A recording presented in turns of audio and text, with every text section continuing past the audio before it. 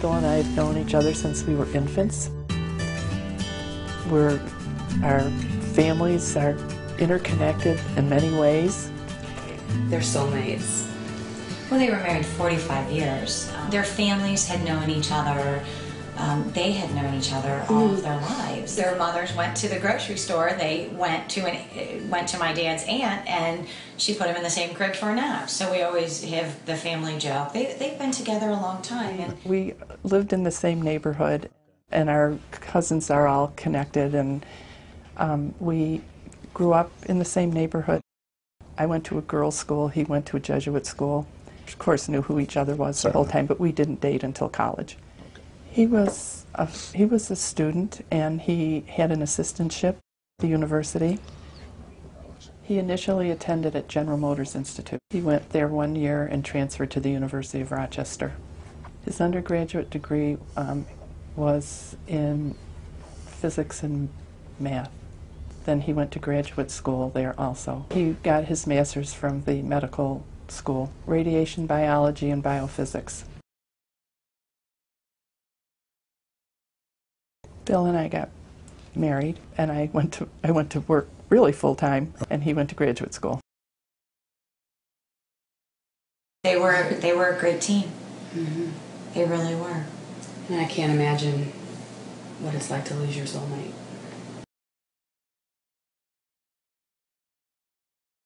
We went to Montgomery, Alabama. Thorough, and I think really instilled such an ideal of integrity in all of his children. In all areas of life. In all areas of life, not just work, home, family. We've always been in tune with each other. We've always had the same values and the same ethics and the same ideas about raising children. I'm Beth Clark. I am daughter of Bill Murray, oldest daughter of Bill Murray. I'm Kate Sampson, and I am the youngest daughter of Bill Murray. And I have two children, Emma, who is 3.5, and Jack, who is 5.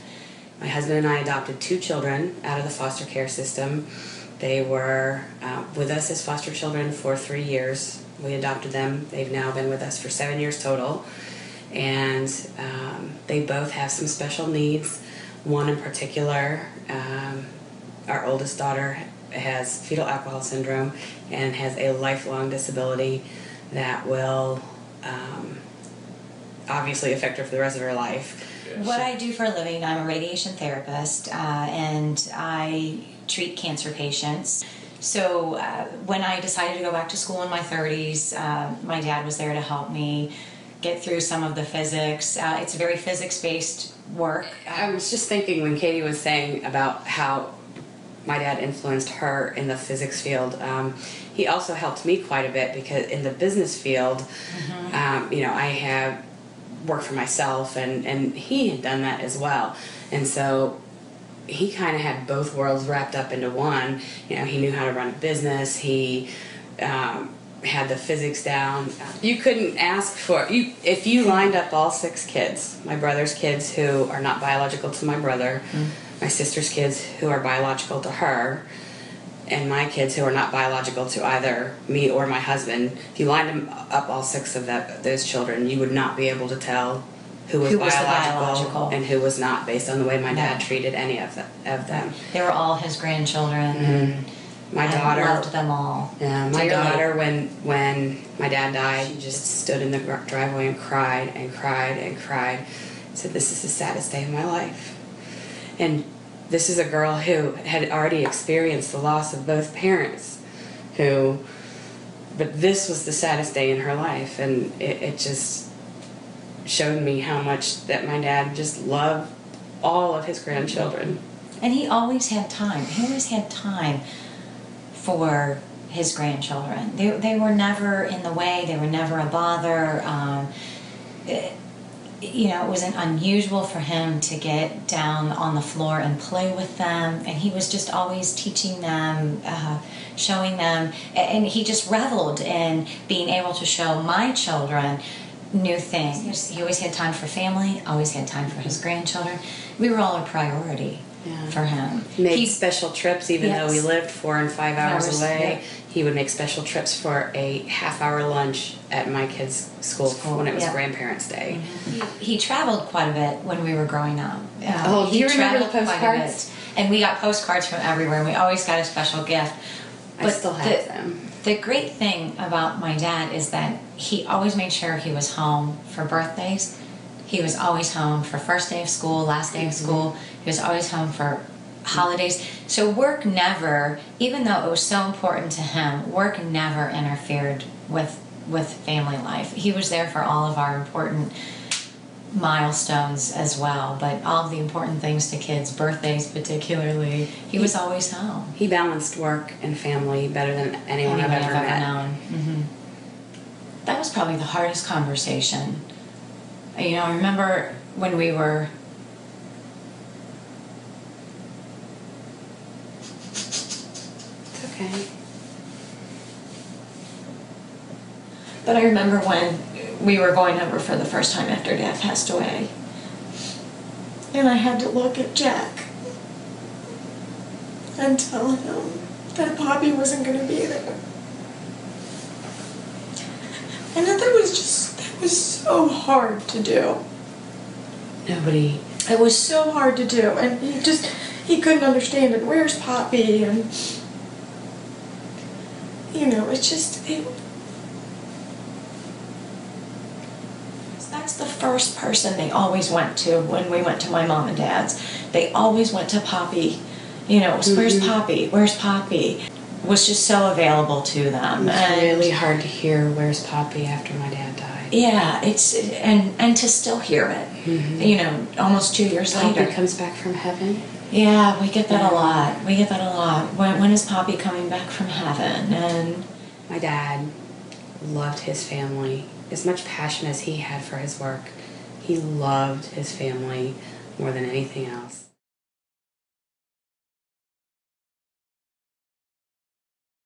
With my children, my father was very active. I have a son that took a lot of science and physics and other school mentoring from my father. My youngest son is more the athletic type, so my father was at his football games, baseball games, basketball games. He was at his swim meets. Any school functions my dad could attend, he would be there. Jack and my dad were buddies from the time Jack was born. They just made such a connection. And that was Poppy. Jack was the spitting image of Dad. He was became a commissioned officer in the United States Public Health Service. Well, I know he's always had a passion for his work. He's always had a passion, not just for science, but for furthering the advancement of people. And in doing that, you know, his studies, his research, everything that he did work-wise, he lived for. He wanted to understand science down to the smallest parts, smaller than people even know exist. He was very accomplished. A lot of his research went into, there's a book published called The Manhattan Project, and some of the research that he conducted was referenced in The Manhattan Project, the writing of that book. He has been recognized by the President of the United States on several occasions for his work the research that he's Particularly conducted. Chernobyl. When the Chernobyl meltdown happened, he went to the farthest reaches of where Americans were allowed to go to help study the radiation and help determine how the radiation affected the rest of the world. Right. One thing about my dad is in the integrity of his research. No matter which way it went, he always did the right thing. Important. It was so important to him to make sure that people were safe, and that really is the bottom line. I'm Captain Barbara Grajewski. Bill mentored me, as many others and taught many people how to write much better, including myself. And our work relationship lasted well beyond the period of time that I was a direct report to him. Served as a health physicist on many important national and international committees in those services. And when Chernobyl blew, he was rapidly called to help assess workers and worker health, which was badly needed at that time. He was gone for quite some time, but it was quite the experience, and I don't have all the details there, but it's a it's a sample of the type of national and internationally important work that he was called on to do because of his expertise and his skill set, which were formidable in his discipline. He was an amazing mentor, and those are very few and far between at this point. I've worked for long years and across the board, academia, industry, government, and have not had a supervisor as good as Bill. He was the best. I think the thing that impressed me the most, and he talked about it, but not often, he talked about it on occasion, that early in his career in the 70s, I guess, he found out that he had rheumatoid arthritis. And it was, you know, he did his best within what was available to us medically to seek out good help. But his response to this, what could be a debilitating illness, was far more than that. He really set an example for the rest of us. He didn't skip work. He showed up at work every day and just gave everything he had. And I think his family saw that example. We at work saw that example, and it was really something to.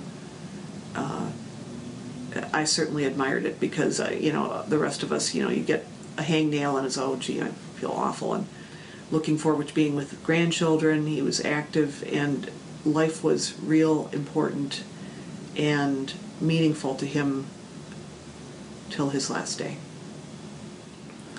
I'm honored to honor this person. Okay, my name is Richard Toohey. I go by Dick.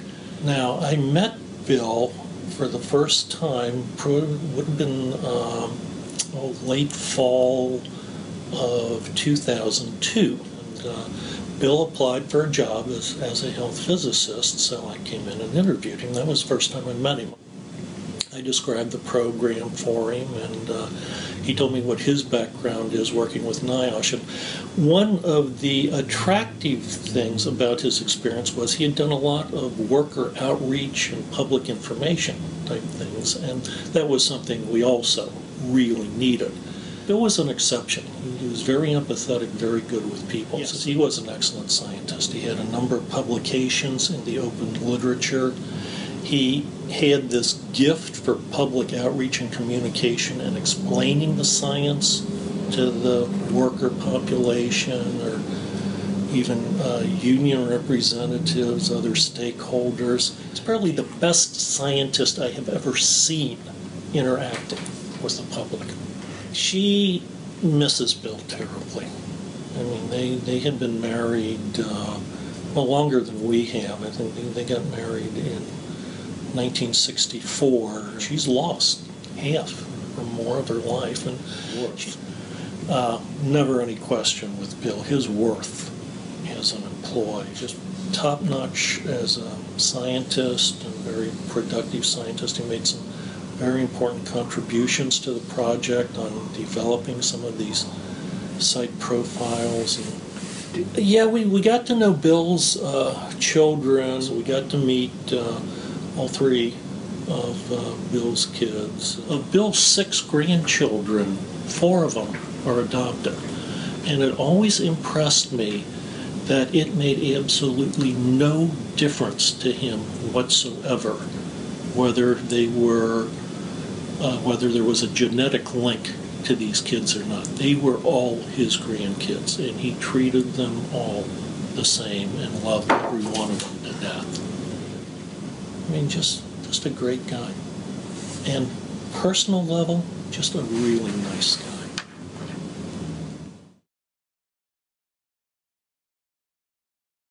We cherished each other. We loved each other. We were in love with each other. And to have all of that gone, we would make decisions together, we would make plans together. Everything we did was together. We were a moral support for each other. Mentally, we were good for each other. A lot of emotional support going on back and forth, and it's just disastrous. You don't have that safe place anymore. You don't have anybody to share with.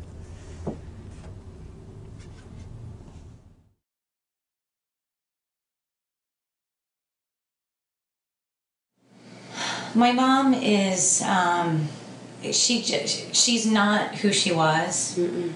Her light is different. Yes, her life is so different. Well, you see a diminished light in my mom. Yes. And it is, And I know, very sad to see. It's instead of like a candle burning brightly, it's there and it's flickering and it's. I think it's a struggle every day for her. Yeah. She forces herself to get up every day. She forces herself to, to continue on, and she does a great job with the grandkids, but it's not the same. It's traveled a little bit too. Like she took a trip to Florida with her cousin. I think she travels to New York a little bit more.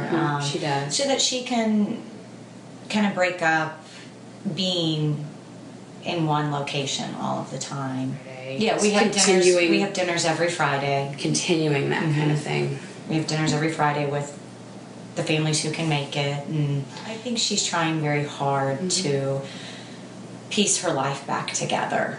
Sometimes she does very well with it, and other times it's just a disaster.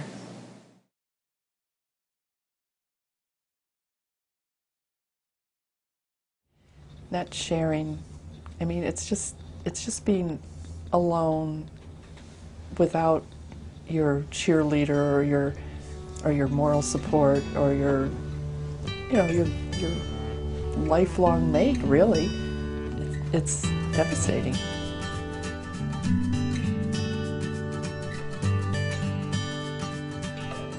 I feel like I'm an invisible disaster.